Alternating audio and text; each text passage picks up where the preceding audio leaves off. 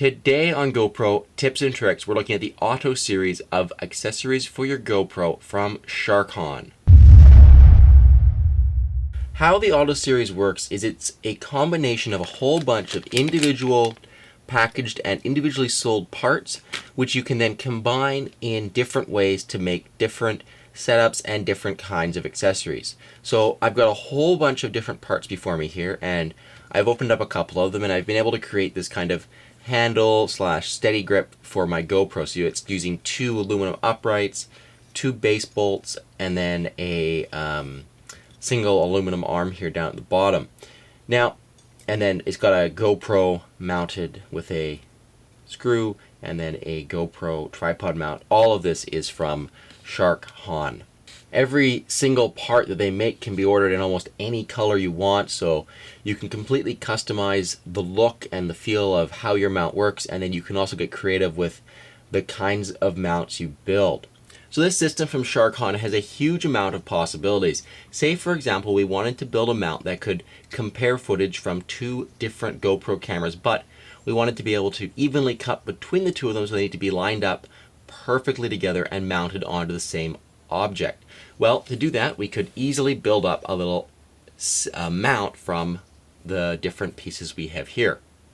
And with that, our mount is complete. We've got our two GoPro cameras mounted side by side so that if we wanted to do comparison shots, we would easily be able to cut between the two different angles, and then we've got a nice handle down here which can be used to steady our footage and easily maneuver the two cameras around at the same time.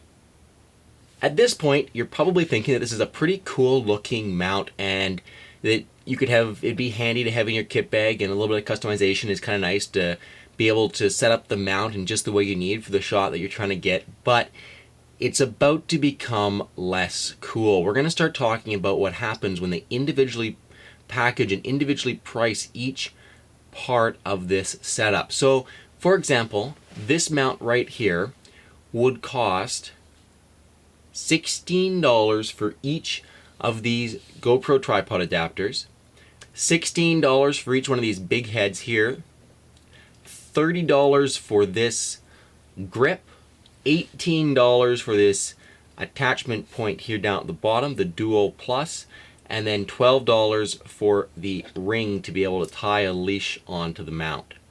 That's a whopping $160 for all of the parts used in this mount.